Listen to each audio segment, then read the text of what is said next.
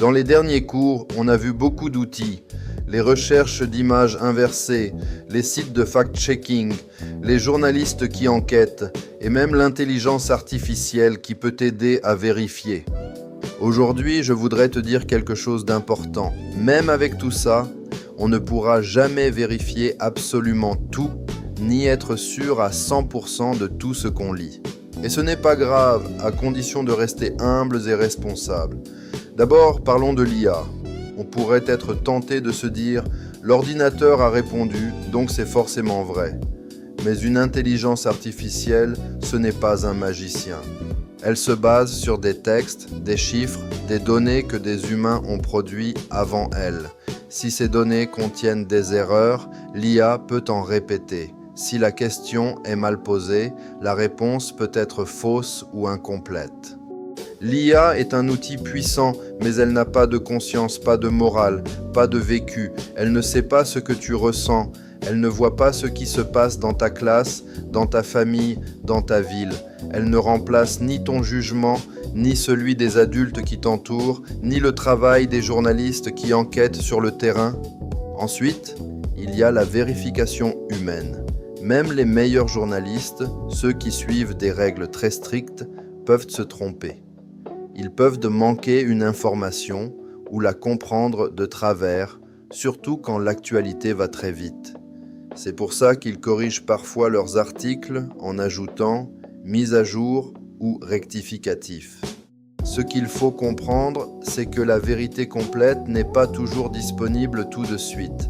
Parfois, il faut du temps, interroger des témoins, recouper les versions, analyser des documents. Pendant ce temps-là, les rumeurs, elles, vont beaucoup plus vite. Alors, qu'est-ce qu'on fait? On baisse les bras? On décide que tout se vaut? Que plus rien n'est fiable? Non, on adopte une autre attitude, la prudence intelligente. Ça veut dire quoi concrètement? Ça veut dire accepter de dire « pour l'instant, je ne sais pas », plutôt que d'inventer ou de répéter n'importe quoi. Ça veut dire se demander « est-ce que j'ai vraiment besoin de partager cette info tout de suite ou est-ce que je peux attendre d'avoir une confirmation ?» Ça veut dire aussi comprendre que certaines questions sont très complexes. La politique, l'économie, l'écologie, les conflits entre pays. Il n'existe pas toujours une seule réponse simple et immédiate. Dans ce cas, ton rôle, ce n'est pas de devenir expert en tout, c'est de rester ouvert, d'écouter plusieurs points de vue sérieux, de poser des questions et de te méfier de ceux qui prétendent avoir une explication magique à tout. Et puis, il y a un dernier point, la responsabilité. Même si tu n'es que un élève, tes clics, tes partages, tes commentaires comptent.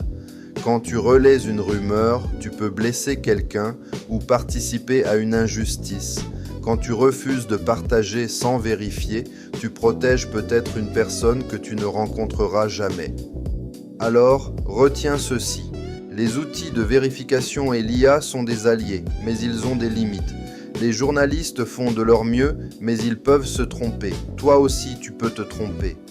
Ce qui fait de toi un vrai citoyen du numérique, ce n'est pas de tout savoir, c'est d'accepter l'incertitude, de rester prudent, de corriger quand tu t'es trompé et de faire attention aux autres. Sur Internet, la perfection n'existe pas, mais le respect, la prudence et l'honnêteté, eux, dépendent de toi.